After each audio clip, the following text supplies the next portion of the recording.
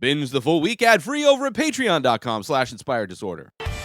What you manifest in your mind, you can bring to reality. UFC 255 just happened this past Saturday from the Apex in Las Vegas. Commentators were great, on point. Joe Rogan was back with DC, and of course John Anik, which I love those guys, love listening to those guys. It was very weird, however, seeing Joe Rogan Experience podcast as a sponsor for a UFC pay-per-view. But other than that, it was a fun night of fights, obviously. We got to see Buckley back after his viral spinning back kick knockout. This time he gets another knockout, this time using his hands. Looked great. His opponent, undefeated, kind of up and coming. They're both kind of up and comers in the division. What division is that? Buckley, middleweight. Against Jordan Wright, and but yeah, Buckley just throwing those hands, aggressive, got the KO in the second round. I think it was early in the second round. Earlier in the night, Alan Jouban had a good win. Not an easy win against Jared Gooden, but a win nonetheless. It was fun to see Jouban back in the cage. But yeah, Buckley got another great win. You got Moreno in the feature bout for the prelim card. Brandon Moreno versus Brandon Royval, which was a crazy. I mean, that the flyweight division in the men's kind of field, the men's category of that weight class, very high paced. And Brandon Moreno is one of those guys that I remember when he first showed up. He looked great. He had a couple. I think he had a couple losses and then was cut from the UFC for a while. He ended up getting a belt in another organization, then came back, and he's looked great. I mean, it wasn't an easy fight for him against Royval. Royval, of course, dislocated his shoulder, and Moreno took advantage of it. But great fight for both of them. Looking forward to. I think Dana White said he's gonna turn that guy around quick. He didn't take a whole lot of damage. But he did get a shoulder injury, so it was a good stoppage. And because of that, Moreno is going to be getting a fast turnaround as well against the champion Figueiredo, who also got a win last night. So I think that's booked for December. I think maybe the last pay-per-view in December. Maybe, I don't know if it's a pay-per-view, but it's coming up like December. I think it's like 23rd or something like that, around Christmas, I believe. I'm not positive on the date on that one, but they are turning around, so Moreno's getting a shot at the belt. But it was a great fight up until, it was only a first-round fight, but there was a ton of action, and it was a fun fight to watch. The main card, the pay-per-view card, the card that everybody paid for, starting off with Paul Craig versus Shogun. Shogun and Paul Craig went to a split draw in their last fight. Paul Craig, a guy who's amazing jiu-jitsu, has had some crazy, I want to say he's had two very last-minute submissions. One of them, he was just getting beat up. He was just getting destroyed, dominated for the entire 3 rounds, and then pulled out a submission at the very end, which was crazy. But I'm a fan of the guy. He seems to be getting better. His striking's getting better. He had a great game plan against Shogun, to avoid the striking of Shogun and to really just push him up against the fence and get those takedowns and work his jiu-jitsu, which, Shogun's no slouch. He's been in the sport forever. He's probably been in the sport longer than some UFC fighters have been alive, it seems like. But Shogun, he looks old. He's got the dad bod. He's got the skin hanging off his body. I'm sure some of that has to do with no more PEDs. Not that he's ever been caught for PEDs, but he's also old. His face is all beat up, and there's tons of scar tissue, and he just looks tired. He looks tired. Still dangerous. There was a moment or two while on the feet that he caught Craig with a couple good shots, but Paul Craig had a great game plan, jiu-jitsu, takedowns. Ended up getting the win by TKO. He had, took Shogun's back, and instead of going for a submission, he ended up just, finishing it with punches. Got a tap out from strikes, actually. But yeah, good win for Paul Craig. I'm excited for it. I'm excited for what who he fights next. I don't think he's anywhere near like ready for a championship necessarily, but I think that he is getting better. And maybe in a couple years, maybe he'll be, if he continues to get better, see him potentially fighting for a belt. And then Chukagian was back after her receiving the devastating liver shot from what's her face? I'm blanking on her name right now. But Chukagian is back. She's fighting Cynthia Calvillo. Calvillo is somebody who was super hyped coming into the UFC and has had many fights where she's been very mediocre, just like very unimpressive.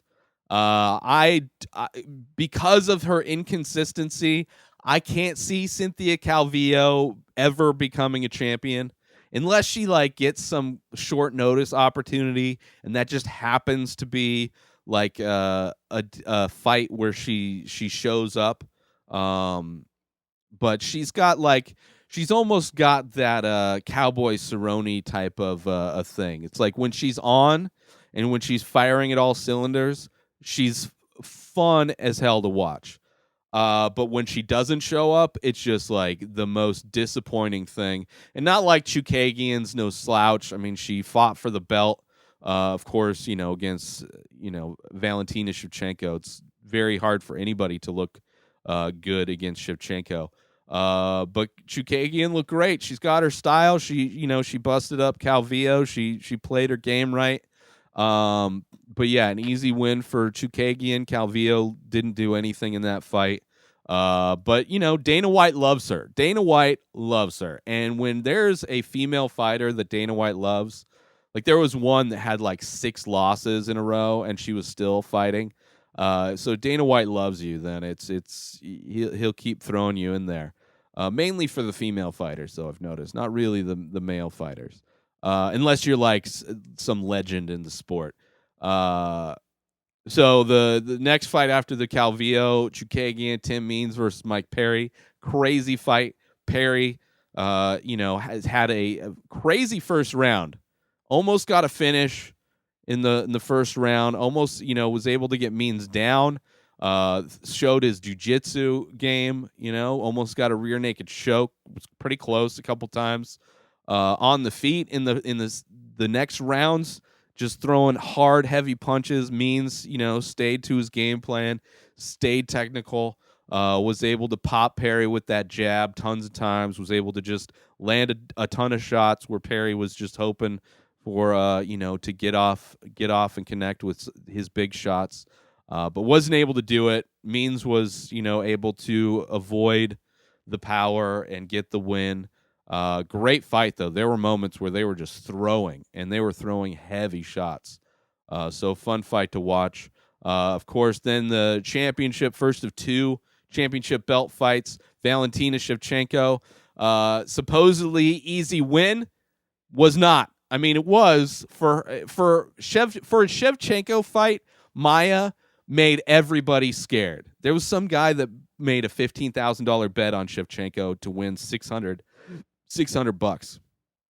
And in that second round, Maya showed that Valentina Shevchenko is not unstoppable. She was able to get her down. She was able to impose her will on the cage, impose her will on the ground, give Shevchenko something to think about. But from the third round on, Shevchenko just got better and better and was able to get a win via decision. But yeah, Maya if Maya gets another shot at Shevchenko, I would think that she would have a much better night out. Yeah, 'cause she had the right game plan. She just wasn't able to execute it for enough in that fight. And then the main event was a quick finish by Figueiredo. They were, crazy action, tons of scrambles. Perez got caught in a guillotine and ended up choking. It seemed like he was getting out. Seems like his head was almost out, but ended up tapping, and Figueiredo got the win, and he's getting a quick turnaround to fight, which will be interesting because Figueiredo cuts a ton of weight to make flyweight, and it's a quick, 1 month turnaround to fight Moreno. So hopefully Figueiredo we'll see. I think the quick turnaround is going to hurt Figueiredo more. It's going to help him. But Moreno picked up a little damage in his fight. Not much. He was a little busted up. His lip was fat. But yeah, overall fun night of fights. Good win for both of the champions, maintaining their belt standings. Next week is a fight night again from this ESPN Fight Night, ESPN Plus. Curtis Blaydes versus Derek Lewis, heavyweight fight. I would put all my money on Blaydes. Derek Lewis' Achilles heel is wrestling, and Blaydes is the best at wrestling in the heavyweight division, I would say. So I don't know. I think Blaydes takes him down and just pounds him out. Derek Lewis is just he's bad at defending takedowns. And the way he gets up, he lets people take his back, and then he just kind of stands up, powers his way up. I don't know if that's going to work against Blaydes. But if somehow Derek Lewis is able to keep it on its feet, he's definitely always has a chance on his feet. I just think Derek Lewis's biggest weakness is wrestling, and Curtis Blaydes' biggest strength is wrestling. So I think that's going to be the big. I think it's going to be a first round. I mean, unless Derek survives the first, I think it's going to be like a round 1, round 2, probably TKO, maybe submission, but I think it'll be probably a TKO due to punches on the ground. I just think Blaydes is going to get a dominant position on the ground and just land punches on Derek Lewis, and he's not going to be able to get up. But overall, it should be a fun night of fights. There's not a whole lot of other fighters on that card. Anthony Smith, of course, is always fun against Devin Clark, so we'll see how far Anthony Smith falls in the division. Ashley Evans Smith is fighting in the prelim card. But overall, probably going to be a fun night of fights. I always love these cards that don't have big names on them because sometimes you see crazy stuff.